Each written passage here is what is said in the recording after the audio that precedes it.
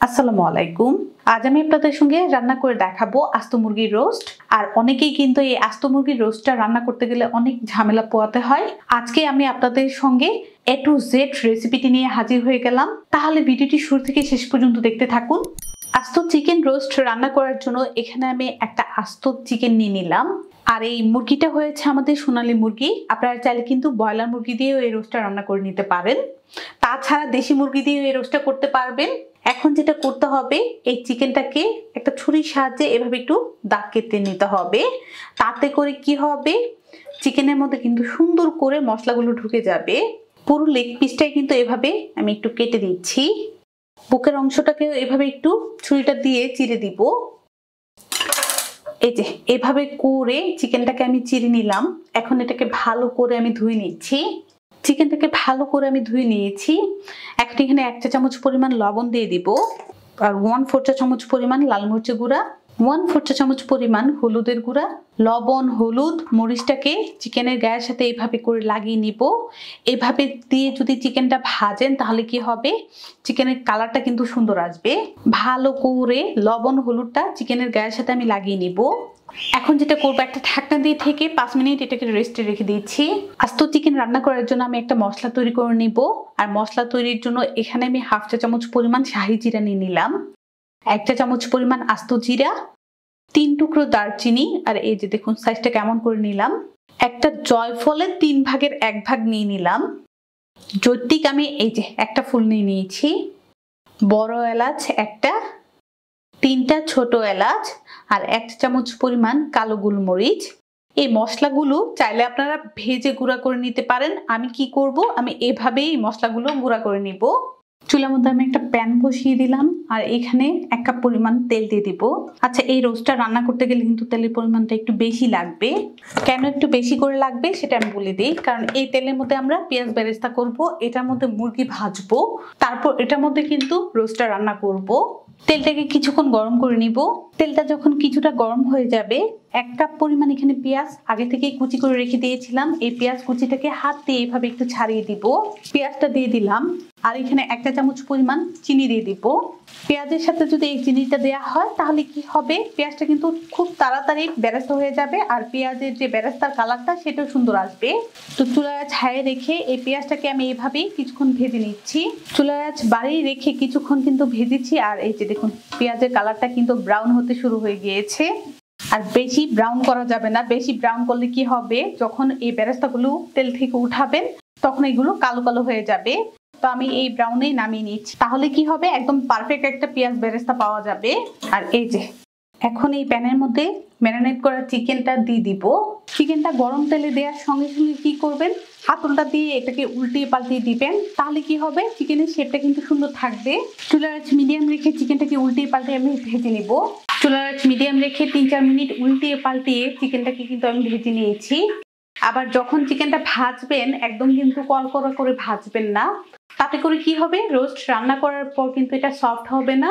3-4 মিনিটের বেশি যদি এই চিকেনটাকে ভাজেন তাহলে কি হবে, চিকেনের যে জুসিনেসটা সেটা কিন্তু পুরোপুরি ভাবে নষ্ট হয়ে যাবে। যেহেতু আমাদের চিকেনটা ভাজা হয়ে গিয়েছে, এখন এই চিকেনটাকে আমি উঠিয়ে নিব। এই তেলের মধ্যে একটা তেজপাতা ছিঁড়ে দিয়ে দিলাম, 4টা ছোট এলাচ, একটা বড় এলাচ, 3 টুকরো দারচিনি। এই মশলাগুলোকে আমি 1 মিনিটের মতো ভেজে নিচ্ছি। কিছুক্ষণ ভেজে নিলাম। এখন দিয়ে দিব এখানে 1/2 কাপ পরিমাণ পেঁয়াজ কুচি। এই মশলার সাথে পেঁয়াজ কুচিগুলো কিছুক্ষণ ভেজে নিব। চুলার আঁচ মিডিয়াম রেখে কিছুক্ষণ আমি এই পেঁয়াজগুলো মশলার সাথে ভেজে নিয়েছি। আর পেঁয়াজগুলো কিন্তু দেখুন হালকা সফট হয়ে গিয়েছে। এখন এখানে দিয়ে দিব 1 টেবিল চামচ পরিমাণ আদা বাটা, 1 টেবিল চামচ পরিমাণ রসুন বাটা, 2 টেবিল চামচ পরিমাণ পেঁয়াজ বাটা। এই বাটা মশলাগুলো তেলের সাথে কিছুক্ষণ ভাজবো। তাতে করে কি হবে, বাটা মশলার যে কাঁচা স্মেলটা সেটা কিন্তু নষ্ট হয়ে যাবে। কিছুক্ষণ মশলাগুলো আমি তেলের সাথে ভেজেছি। দিয়ে দিচ্ছি 2 টেবিল চামচ পরিমাণ চীনাবাদাম পেস্ট। আমি এখানে চীনাবাদামটা দিয়েছি, আপনারা চাইলে পেস্তা, কাজু যে আর যেটা সুবিধা মনে হয় ওইভাবেই দিয়ে দিতে পারেন। বাদামের পেস্টটাকে মিশিয়ে নিব। সাথে দিয়ে দিচ্ছি 1 চা চামচ পরিমাণ ধনিয়ার গুঁড়া, 1/2 চা চামচ পরিমাণ লাল মরিচের গুঁড়া, 2 টেবিল চামচ পরিমাণ টক দই। এই মশলাগুলো আমি হাতলটা দিয়ে মিশিয়ে নিব। 1 চা চামচ পরিমাণ লবণ, মশলাটা কষানোর জন্য অল্প করে পানি দিয়ে দিব। চুলার আঁচ মিডিয়াম রেখে এই মশলাটাকে আমি কিছুক্ষণ কষিয়ে নিব।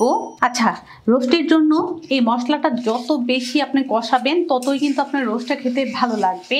অবশ্যই চেষ্টা করবেন যখনই এই চিকেন রোস্টটা রান্না করেন এই মশলাটা যেন চুলার আঁচ মিডিয়াম রেখে মানে সময় নিয়ে তারপর মশলাটাকে কষিয়ে তারপর যদি আপনারা এই চিকেন রোস্টটা রান্না করেন তাহলে বুঝতে পারবেন যে এটার টেস্টটা কতটা মজার আসে।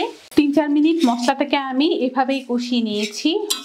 এখন যেটা করব, ওই যে রোস্টের জন্য যে মশলাটা আমি রেডি করেছিলাম সেই মশলাটাকে দিয়ে দিব। আচ্ছা, এখানে কি পরিমাণ মশলা আছে, আমি যে চিকেনটা নিয়েছি এটা কিন্তু 600 থেকে 700 গ্রামের মতো হবে, সেই পরিমাণে কিন্তু আমি মশলাটা করে নিয়েছি। তো আপনারা যদি চিকেনটা একটু বেশি কিংবা কম নেন সেই অনুযায়ী কিন্তু মশলাটা করে নিতে হবে। রোস্টের মশলাটা দেওয়ার পর আরো 2-3 মিনিট কষিয়ে নিব। মশলা থেকে আরো কিছুক্ষণ কষিয়েছি আর মশলা থেকে সুন্দর একটা ফ্লেভার আসতেছে। এখন যেটা করব, ভেজে রাখা চিকেনটা দিয়ে দিব। চিকেনটাকে মশলার সাথে উল্টিয়ে পাল্টিয়ে দিব। চিকেনটা মশলার সাথে উল্টিয়ে পাল্টিয়ে নিলাম। একটা ঢাকনা দিয়ে ঢেকে চিকেনটাকে কিছুক্ষণ কষিয়ে নিচ্ছি। ঢাকনা দিয়ে ঢেকে মশলার সাথে 4-5 মিনিট কষিয়ে নিয়েছি। এই 4-5 মিনিটের ফাঁকে কিন্তু চিকেনটাকে আমি একবার নেড়ে দিয়েছিলাম ঢাকনাটা খুলে। এখন এখানে দিয়ে দেবো 1.5 কাপ পরিমাণ গরুর দুধ। হাতের কাছে যদি গরুর দুধটা না থাকে সেক্ষেত্রে কিন্তু আপনারা গুঁড়া দুধটাও দিয়ে দিতে পারেন। আর দিয়ে দিচ্ছি 6-7টা কাঁচামরিচ, কিছু কিশমিশ।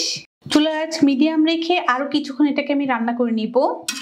গরুর দুধ দেওয়ার পর আরো 3-4 মিনিট আমি এটাকে রান্না করেছি। এখন এখানে দিয়ে দিব 2 টেবিল চামচ পরিমাণ টমেটো সস। হাতের কাছে যদি এই টমেটো সসটা থাকে অবশ্যই চেষ্টা করবেন চিকেন রোস্টে দেওয়ার জন্য, আর যদি না থাকে তাহলে কি আর করার, স্কিপ করে নেবেন। এখানে আমি 1 চা চামচ পরিমাণ চিনি দিয়ে দিব। চিনিটা দিলে কি হবে, রোস্টের যে টেস্টটা আরো বেড়ে যাবে। আমার কাছে এই চিনিটা দিলে রোস্টের মধ্যে ভালো লাগে। আপনাদের কাছে যদি খেতে ভালো না লাগে সেই ক্ষেত্রে আপনারা বাদ দিয়ে দিলেও হবে। চুলার আঁচটা মিডিয়াম রেখে আরো কিছুক্ষণ আমি এটাকে রান্না করে নিব। চুলার আঁচ মিডিয়াম রেখে আরো কিছুক্ষণ আমি রান্না করেছি। আর যে ঝোলটা ছিল সেটা কিন্তু শুকিয়ে রোস্টটা আমাদের মাখো মাখো হয়ে গিয়েছে।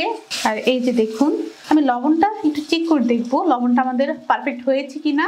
যেই পরিমাণ রোস্টের জন্য লবণ দিয়েছিলাম সেটা আমাদের পারফেক্ট আছে।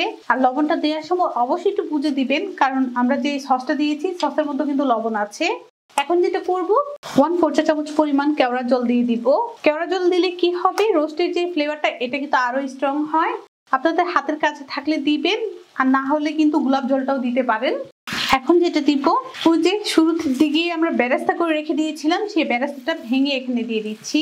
আর রোস্টটা নামানোর আগেই কিন্তু এই বেরেস্তাটা দিয়ে দিবেন, আগে থেকেই কিন্তু বেরেস্তাটা দিবেন না, তাহলে কি হবে রোস্টের যে ফ্লেভারটা সেটা নষ্ট হয়ে বেরেস্তার একটা ফ্লেভার চলে আসবে। যেহেতু আমাদের রোস্টটা হয়ে গিয়েছে এখন আমি চুলা থেকে নামিয়ে নিব। রান্না করে নিলাম আস্ত চিকেন রোস্ট।